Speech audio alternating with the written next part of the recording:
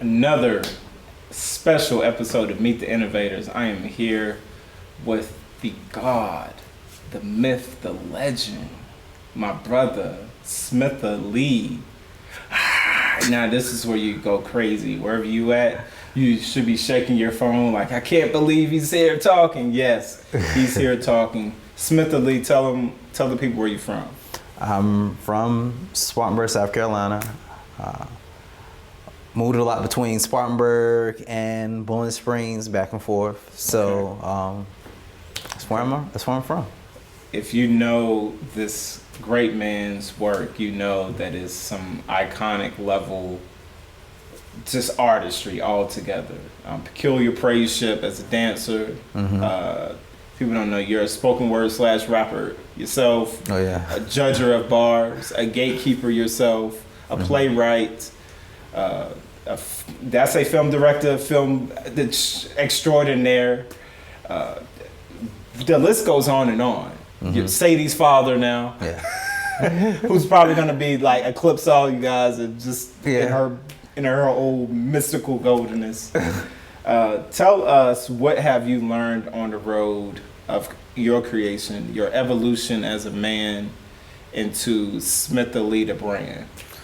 I would say consistency. That's the key. Because when you have been doing it as long as I have been doing it, you can get tired. Energy levels can drop. But your why is the most important thing. A lot of people just do things just to be doing them. Right. You say, hey, I think I want to do painting. Hey, I think I'm really good at doing makeup. Hey, I think I'm really good at doing photography. Right. But if your why is not there, the reason behind that why, and honestly, even to the point where some people are like, well, my why is I want to make money. Right. Then if your why is to make money, that should be your why. That should be your strong why. So all of your motivation behind it should all be driven by, I want to make money. But whatever you're doing, that why is going to help you stay consistent. And see, a lot of people don't have that why behind why they're doing it. For sure, for sure. When I think of it, my why is literally my family. I'm the oldest of 7. Okay. Like breadwinner type. Yeah, my overall goal is to have enough land where I can bring all of my brothers and sisters and all of us stay on that land. That's my goal. Compound, buy them houses, they can, have whatever, build it how they want to build, and all of us live in that plot of land. That is my goal. That's a big goal. It is. And you have made it so, listen, I wouldn't count against this man, so if you got another house there, I'm one of your bros too. just be no. It's about to be big. Right. Just give me a little corner. I could be on the edge of the property. So a wise man told me that they don't want to be just known as a film director. They want to be known as a storyteller. Correct. Tell us the difference between the two. So even as a kid, I've always been driven by just the story in itself, where as growing up, like I played with like action figures, wrestling action figures, mind you, and my dad was still buying them until I was like in 9th, 10th grade. So I was still playing with action figures like 9th, 10th grade, whole girlfriend, all that stuff, football, all that stuff. Right. But the thing that kind of drove me, that drove me in the atmosphere is just the storytelling of wrestling and storytelling in just the films that I was watching, like storytelling in the anime that I was watching, the Asian movies that I was watching. Like it was always driven by just the story. So in everything that I did, it was always driven by the story. So when I got into dance, and dance is just my foundation where I can start laying tracks. Okay. So I wrote out a business plan. I was like, this step by step, I'm gonna get to where I need to get to. Okay. I'm in my 3rd stage right now. So first started off with the dance. Dance was going really good. We had a school that was going really good, and that helped us formulate the plays. The plays started us with So Far As Our Finances, and that went to a place where we had several sold out plays. We took that money, invested that into the production company, and now film and photography is rolling, and that's rolling into something else. And at each stage, like my wife now has a dance studio. Right. I met someone that's currently working on the play production. So even those things that I'm not fully doing, there is someone that's over there that I'm pushing behind right now at those moments. And so his wife is the great Ariel Kennedy Smith. Yes. Just, AVK, much respect to her. Yes, AVK Dance Studio. Like in essence, even though I left those, I'm still helping pushing in some element with those. Okay. So now I'm in my storytelling. And the thing I love about film itself is the aspect of everything. So you can have your music, you can have the visual component or the photography component, you can have the play production, which is just a recorded play. You can have the medium of dance and the elements in it. So film kind of brings all that together. And at that time when I was a kid, I was like, man, I don't know how I'm gonna be able to get into film videography and stuff like that. It was such a big goal because back then, all the equipment is really, really expensive. So I'm like, I'm just gonna keep consistent. You're talking it's gonna about fall into 2008. Like six, time. Yeah, that time. That's when I started writing the videos. Like pre-internet, right? Like that wasn't out there. Like getting it, like even getting cameras nowadays, are pretty like cinema cameras weren't like cheap at all. Like one of the cameras that I have now, at that time or 2 years later, that camera then was like $20,000. Wow. I bought it for $3,000 now. Wow. So just to think like how times have changed. Yes, sir. So just the barrier to entry was so large, so I had to build up to that point. And now I'm there, and now I'm getting ready for my first feature film, and we just start the process.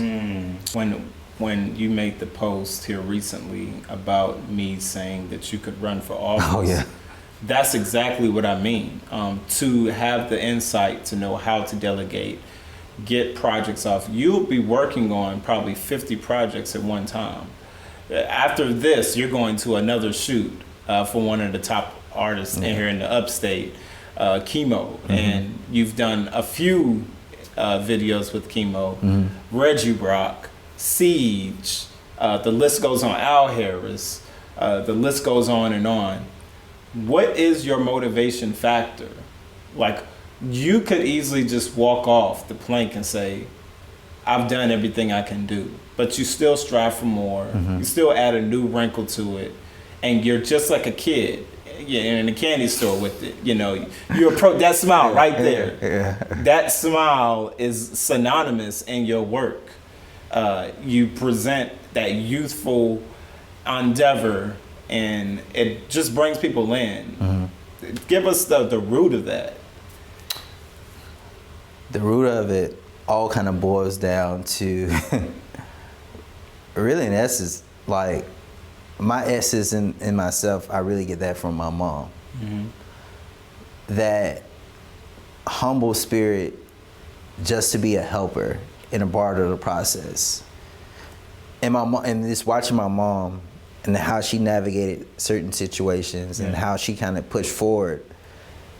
In essence, it made me an individual that, and she still has her youthness, going into her upper echelon years, she still has that youthfulness, and she still has that persona where I'm still teachable and I'm still coachable. And I learn from her still, she learns from me. And if I can look to my mom and she still has that, there's no reason why I shouldn't have that same humility about myself. So, at the end of the day, and it may say cliche at all, at the end of the day, the thing that really boils down to me and at the roots is really family. Like that's the thing that kind of keeps me forward, and a lot of my whys and a lot of the people that have connected to me and a lot of people that I've watched have all been certain situations that I've just watched. Like I grew up, some people may not know. I sung in a quartet group as well, an all-male group as well, and two, singing quartet. And at that time, I'm calling some of these older men by their first name, not even knowing. So I've always been like an older kid, even in my younger state, growing up with wisdom, watching from several different mentors. And I can't, and it's really even hard for me to even pinpoint, oh, this is my mentor, this is my, because I've had so many different people that have just poured into my life. Unknowingly and knowingly. Like I've learned some good things, I've learned some bad things. And in your adult age, you just kind of flesh out the good and the bad. And that's where wisdom comes from. Really. Wisdom is that, you know, it's the principal thing, as scripture says, therefore get wisdom, and all you get and get an understanding. And, you know, if you set all of the things that you've done in this life and you're gleaming from it to gain insight, this is the summation of it all. In your why do I want to sing? Why do I want to play an instrument? Why do I want to do visuals? Why do I want to do photography? Then looking at the strengths and weaknesses. Out of all of those, being honest with myself, what am I good at the most? Because you can still build those other things and focus on the things that are your strengths at the moment. And those are the things that you're publicly putting out, but the other things you're just quietly building on the backside. Then at one moment you may be able to get and switch to the other gear. But right now, I tell people, because here's my thing with a lot of creatives, and a lot of people push this, and I believe this with a shadow of my doubt, it's not good. A lot of people push, okay, let's be a creative of all different things. So some people are a pen, some people are a piece of paper. That's deep. So if I hit you with a piece of paper, you're not gonna feel anything. But if I take that pen and I poke you with it, you're gonna feel that. You're gonna feel that. So in different regards, at some seasons you need to operate with just being that pen. Because being that piece of paper, if you aren't really focusing, you're not being effective. So if I'm spread out too thin, then I can't really be effective in focusing on that in that season. And in that season, it may be doing photography that season, focusing on that pen and poking with that pen. So in essence, I can really get my overall goal of my life, my driven purpose in that guaranteed moment, out to whoever that needs to get out to. But if you're being a piece of paper, you can never really be effective. You'll always be pushing. And if you notice, you got to put some more effort. And you do with that piece of paper, you have your hand going behind it, but that's only the force. So if you have exerting more force, you're exerting more energy. So sometimes we just need to be focused to do the pen in that season, then switch to another pen for another season, switch to another pen in another season. Then once you build all those up, you put all three of those pens together. Now you got something even deadlier. Deadly pens. Deadly pens. That was heavy. I'm gonna let you guys sit with that for a while and marinate. My guy, the GOAT, SmithALee. Make sure you follow him on Instagram at SmithALee. The website is SmithALee.com. The page on Facebook, SmithALee. That's great branding for you. And but thank you for watching today. It's been a wonderful episode. There's a lot of keys, and make sure you check us out on Facebook, the ITM Network. You know, we're here live, and this is one of the big bosses. So if you creatives trying to get involved in the work, you know, make sure this is the guy you reach out to. Bigger thanks to Ballard, the Ballard Building here at SMC, Bruh Mentoring, for sponsoring this particular space for us. And thankful viewers like you for tuning in. This is Meet the Innovators. I'm your host, Shemuel Namaste.